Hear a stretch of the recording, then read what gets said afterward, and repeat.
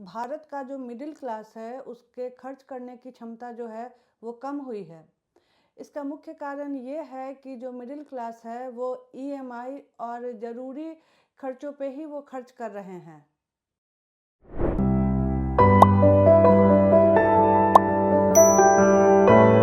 नमस्कार, मैं तनुजा सिन्हा और आप देख रहे हैं सत्य संविधान।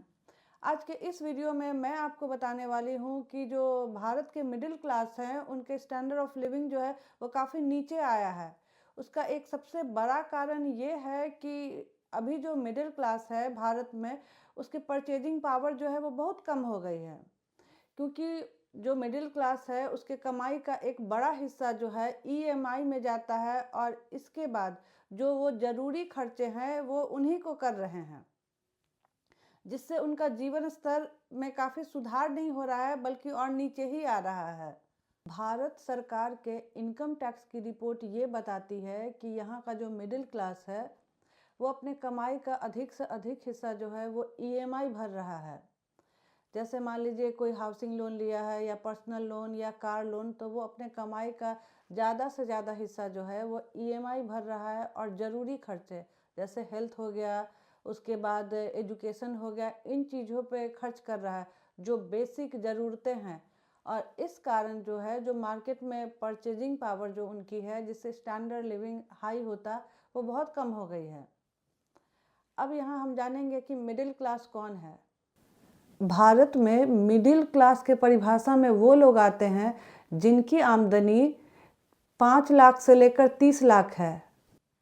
जब मिडिल क्लास की क्वालिटी ऑफ लाइफ नीचे गिरेगा तो वैसी सूरत में क्या होगा कि जितने भी जो वो गुड्स है वो परचेज नहीं कर पाएंगे और फिर उसकी मांग नहीं होगी। जब डिमांड कम होगी तो सप्लाई आना कम हो जाएगा और वैसी सूरत में जो निवेशक हैं, जो फैक्ट्रियां हैं, तो इन सबों का भी उसके ऊपर असर पड़ेगा। बजट 2026 में टैक्स में राहत की बात कही जा रही है ताकि लोगों के हाथों में पैसा हो और मार्केट में चहल पहल हो। एसबीआई बैंक की एक रिपोर्ट बताती है कि टैक्स फाइल करने वाले लोगों की संख्या बढ़ी है, लेकिन साथ ही साथ महंगाई की मार भी दिखाई दे रही है। कुछ रिपोर्टर्स का कहना है कि ये जो हमारा मिडिल क्लास है वो बड़ी बड़ी कंपनियों से ज़्यादा टैक्स पे कर रहा है।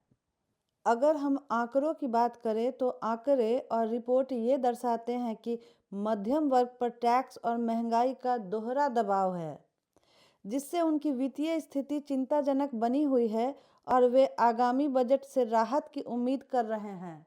भारतीय अर्थव्यवस्था जो है वो इस वक्त मांग की कमी से जूझ रहा है।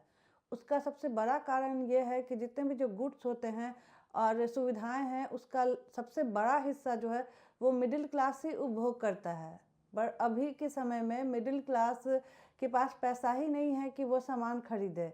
उनकी ना तो आमदनी में बढ़ोतरी हुई है और दूसरे साइड महंगाई की मार, वो दोहरे मार को झेल रहे हैं। क्योंकि बड़ी बड़ी कंपनियां जो हैं वो खपत में कमी देख रही है, इस कारण वो उत्पादन नहीं बढ़ा रही है और साथ ही साथ वो नए निवेश पे भी खर्च नहीं कर रही है, जिसके कारण अर्थव्यवस्था पे बुरा असर पड़ रहा है। जो मिडिल क्लास की एवरेज इनकम है वो 10 सालों में काफ़ी कम हो गई है। और अगर हम इसे देखें तो 10 साल पहले जो इनकी इनकम थी वो 10,23,000 होती थी और अब बढ़कर जो है वो 10,69,000 हो गई है।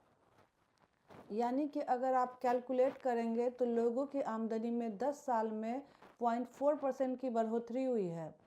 इसी के साथ साथ जो डॉलर है वो रुपया के मुकाबले अभी जो रुपया का कीमत हो गया है वो 91 रुपये पर डॉलर हो गया है, तो उसका भी जो हमारे जीवन पे असर पड़ता है उसे भी मैं आपको आगे बताने वाली हूँ।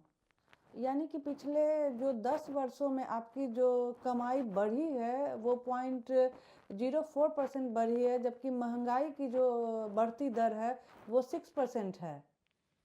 अगर हम बात करें 10 साल पहले की तो 10 साल पहले रुपये की जो कीमत थी वो डॉलर के मुकाबले 64 रुपीज़ थे।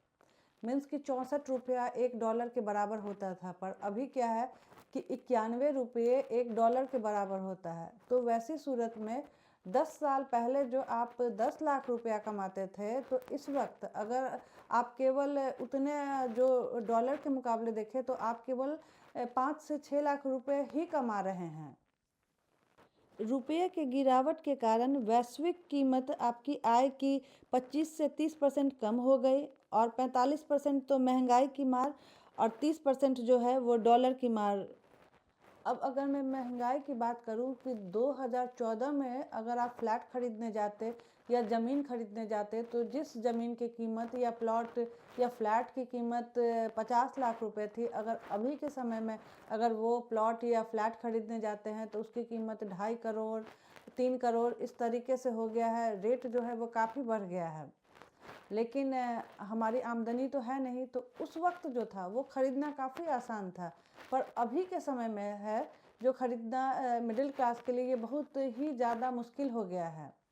आप अभी जाइए, मैं 3 साल पहले की बात बताती हूँ कि एक फ़्लैट मैं देखी थी जिसका की कीमत था 85 लाख रुपया, पर अभी वो फ्लैट जो है वो 1.5 करोड़ उसका रेट हो गया है। तो इसी तरह अगर हम गाड़ी की बात करें तो गाड़ी में भी यही है, पहले आपको 5-6 लाख में भी अच्छी कार मिल जाती थी, पर अभी क्या है कि 10 लाख 12 लाख इस तरह से गाड़ियों के भी रेट हो गए हैं। अब अगर हम आते हैं एजुकेशन पे, तो पहले जो है वो अच्छे से अच्छे स्कूल जो प्रीमियम स्कूल हुआ करते थे, उस समय उसकी कीमत पर मंथ जो होता था वो 5000 फ़ी होता था, बट वो फ़ी भी बढ़ के अभी 15,000 इस तरह से हो गया है। साथ ही साथ आप हेल्थ केयर हॉस्पिटल और भी जो ज़रूरत की जो चीज़ें हैं वो इतना ज़्यादा महंगा हो गया है कि आम आदमी के पहुंच और बहुत ही मुश्किल हो गया है जो एकदम जो अच्छा अगर आप ट्रीटमेंट कराते हैं। इसके साथ ही एक और बात है जो मैं कहना चाहूँगी कि जो जितने भी एमआरआई जो बाहर से मशीनें आते हैं, तो वो एमआरआई जो हम लोग करवाते हैं उसका रॉयल्टी भी बाहर जाता है। इसी तरह से लेज़र का जो ट्रीटमेंट होता है, तो ये सब ट्रीटमेंट जो है वो काफ़ी महंगे हो गए हैं। इसी तरह से हम देखें तो हमारी सैलरी तो बढ़ गई है, पर हमारे खर्चे इतने अधिक हो गए हैं कि बचत बहुत कम हो रहा है। और ज़्यादा से ज़्यादा जैसे कि हम लोग अब अभी जो है मिडिल क्लास वो 40% 50% सैलरी का 60% तक वो लोग ईएमआई ले रहे हैं, पर्सनल लोन ले रहे हैं, क्योंकि उन और उसमें ही पैसे खर्च कर दे रहे हैं। अब ऐसी सूरत में अगर किन्हीं की भी नौकरी चली जाए तो उनकी तो हालत पूरी तरह से पस्त हो जाएगी और वो लोन भी नहीं चुका पाएंगे और इसका दबाव जो है वो बैंकों पे भी पड़ेगा। अब जब मिडिल क्लास के पास पैसे ही नहीं है, परचेजिंग पावर नहीं है, तो वो उत्पाद कैसे खरीदेंगे? कोई भी जो सर्विस सेक्टर हो या फिर जो जो भी वस्तुएं गुड्स हुए वो लोग नहीं खरीद पा रहे हैं। अपने कम सैलरी के कारण वो अपने बेसिक ज़रूरत को ही पूरा कर रहे हैं। कुछ समय पहले मैं खुद ही अपने घर में देखती थी कि जो मेड काम करती थी वो भी गोल्ड का ईयररिंग वगैरह कुछ खरीद पाती थी, पर अभी के समय में गोल्ड का रेट भी इतना अधिक हो गया है कि ये तो गरीब लोगों के पहुंच से ही, मिडिल क्लास के ही बस की बात नहीं है, तो गरीब लोगों की तो बात ही छोड़ दीजिए। बट आज से 10 साल पहले की अगर आप बात करेंगे, आप आसपास देखेंगे तो कितने कितने जो गरीब लोग भी होते थे जो घरों में मेड काम करती थी या ड्राइवर लोग, वो लोग भी ज़मीन परचेज कर ले रहा था, या फिर जो मेड थी वो ईयर रिंग गोल्ड खरीदती थी। पर अभी के समय में मिडिल क्लास के लिए ही ये सब बहुत मुश्किल हो गया है। भारत का मिडिल क्लास जो है वो लोन के चक्र में फंसते जा रहा है, और जो यहाँ जॉब मिल रहा है लोगों को तो ज़्यादा से ज़्यादा डिलीवरी बॉय, ड्राइवर इस तरह का ही जॉब मिल रहा है, जिसमें जो डिलीवरी बॉय है और इस तरह का जो जॉब मिल रहा है जिनको, वो 12 घंटे काम करते हैं और सैलरी 12-15 हज़ार रुपये ही मिल पा रहा है, जिससे उनका तो जीवन ही बस जैसे तैसे ही चलेगा 12-15 हज़ार रुपये में। अगर हम सरकार की बात करें तो सरकार के पास जीएसटी कलेक्शन भी बढ़ा है, सरकार का जीडीपी बढ़ रही है, टैक्स कलेक्शन भी बढ़ रहा है, साथ ही साथ आप देखें तो जीएसटी कलेक्शन भी बढ़ रहा है, बट नहीं बढ़ रहा है तो मिडिल क्लास की आय, और इस कारण जो है उनके खरीदने की जो क्षमता है वो कम हो गई है। अगर हम पुराने आंकड़े को देखें तो वर्ष 2003 से लेकर 13 के बीच में भारतीय अर्थव्यवस्था जो बहुत तेज़ी से बढ़ी। उस समय के बीच में सर्विस सेक्टर, ऑटो सेक्टर और उसके बाद कंस्ट्रक्शन, टेलीकॉम और रियल एस्टेट में बहुत सारे लोगों को जॉब मिला। उस समय सालाना इंक्रीमेंट जो था वो नॉर्मल नॉर्म था। इसके अलावा 40-40% तक इंक्रीमेंट बढ़ता था लोगों को, और जॉब स्विच करने पे भी आपको सैलरी बढ़ जाती थी। पर अभी के समय में जॉब मिलना ही मुश्किल है। अगर आप एक जॉब छोड़कर दूसरे जॉब में जाते हैं तो आपकी सैलरी पता चला कि उससे भी कम मिलने वाली है। तो लोग जहाँ हैं वहीं काम कर रहे हैं। हालत ये हो गई है कि अगर जो 50,000 कमा रहा है उसे अगर कंपनियां ये कहे कि वो 40,000 पे करेगी, तब भी वो करने को काम तैयार है। वित्त वर्ष 2024-25 के लिए नई टैक्स व्यवस्था के तहत 12 लाख तक की आय पर टैक्स छूट बढ़ाई गई है, जिसमें 75,000 की मानक कटौती के बाद 12.75 लाख तक की आय पूरी तरह से टैक्स फ्री हो गई है। हालांकि यह लाभ केवल नई व्यवस्था चुनने पर ही और कुछ शर्तों के साथ मिलता है, और यह पुरानी व्यवस्था के लिए नहीं है। इंस्टीट्यूट ऑफ सोशल साइंसेज में मैल्कम आदि से सैया चेयर प्रोफेसर और जाने माने अर्थशास्त्री अरुण कुमार का कहना है कि मिडिल क्लास को डायरेक्ट टैक्स में छूट देने की तुलना में इनडायरेक्ट टैक्स की दरें कम करना मांग बढ़ाने के लिए ज़्यादा कारगर साबित होगा। उनका कहना है कि इनडायरेक्ट टैक्स तो गरीब से गरीब उपभोक्ता को भी देना होता है। जैसे मान लीजिए कि अगर हम कोई सामान खरीदते हैं, बिस्किट खरीदते हैं या XYZ कोई भी गुड्स खरीदते हैं, तो उसके ऊपर टैक्स तो हर कोई देता है, गरीब से गरीब लोग भी देता है। भारत में ज़्यादातर वस्तुओं और सेवाओं पर लिया जाने वाला इनडायरेक्ट टैक्स GST की दरें 28% तक है।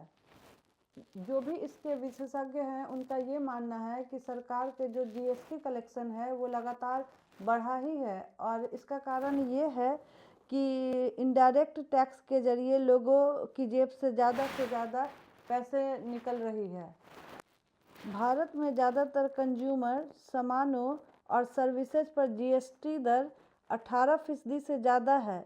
इससे ये चीज़ें महंगी हो रही हैं और इसका असर कंज्यूमर सामानों की बिक्री पर पड़ रहा है। यही आम लोगों के हाथ में जब पैसा आएगा तो बाज़ार में जाकर ये लोग सामान की मांग करेंगे, और तभी जो इकोनॉमी होगी वो रफ्तार पकड़ेगी। केवल मिडिल क्लास पे ध्यान देने से नहीं होगा, बल्कि middle class, lower middle class, सभी लोगों के हाथ में जब पैसा आएगा तभी मार्केट में किसी भी चीज़ की डिमांड बढ़ेगी, और तभी जाकर हमारा जो इकोनॉमी है वो तेज़ रफ्तार पकड़ेगा। वीडियो आपको कैसी लगी ये आप कमेंट बॉक्स में लिखकर हमें ज़रूर बताएं, और वीडियो को ज़्यादा से ज़्यादा शेयर करें, लाइक करें, और सत्य संविधान के और वीडियोज़ को देखने के लिए आप हमारे चैनल को सब्सक्राइब करें।